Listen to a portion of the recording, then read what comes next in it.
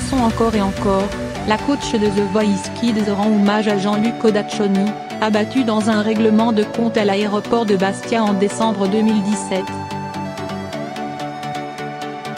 Condamné à 4 ans de prison 2 ans plus tôt, il revenait d'une permission de sortie durant laquelle il a rendu visite à sa nièce.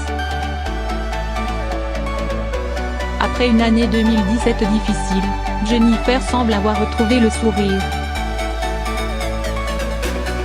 La star signe son retour en forme en 2018 après une longue reconstruction.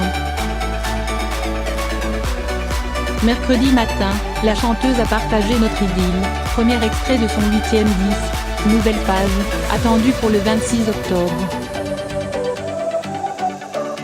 La coach de The Voice Kids a dit adieu à Universal, sa maison de disques depuis sa sortie de la Star Academy en 2002. Elle s'est entourée d'une nouvelle équipe afin de tourner la page et écrire un nouveau chapitre en musique, comme le relatent mes confrères du Parisien. La chanteuse est apparue submergée par l'émotion, en présentant ce nouvel album à la presse mardi matin, rapporte le quotidien. Je ne voulais pas faire l'impasse sur certaines douleurs, quitte à appuyer là où ça fait mal, a-t-elle déclaré devant une assemblée de journalistes. Une référence à plusieurs des 7 morceaux présentés, comme Nostalgique d'hier ou Encore et encore.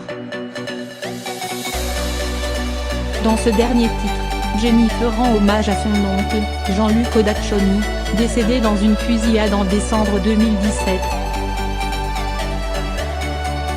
Je m'accroche à la vie quand le destin m'abîme, au milieu de ce monde qui prend feu, chante-t-elle, rapportent nos confrères qui ont pu écouter la chanson.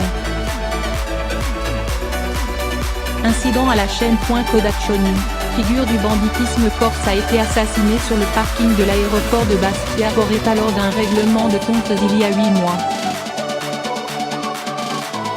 Condamné à 4 ans de prison en février 2016 pour association de malfaiteurs en vue de la préparation de l'assassinat de Jean-Claude Colonna, l'homme de 54 ans revenait d'une permission de sortie durant laquelle il avait rendu visite à sa nièce hors de l'île de Beauté. Le décès de son oncle a été l'un des nombreux coups durs à encaisser pour la chanteuse au cours d'une année 2017 chaotique. Plus tôt dans l'année, la chanteuse a été placée en garde à vue pour agression d'un paparazzi. Dans la foulée, la tournée de son album Paradis secret, vendu à seulement 30 milliers d'exemplaires, a été abrégée après la collision de son van avec un autre véhicule.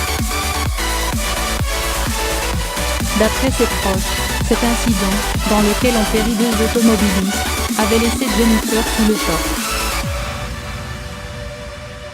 La chanteuse avait d'ailleurs demandé un peu de temps à ses fans, pour se reconstruire et mieux les retrouver. La date de rendez-vous est fixée au 26 octobre pour revivre leur idylle.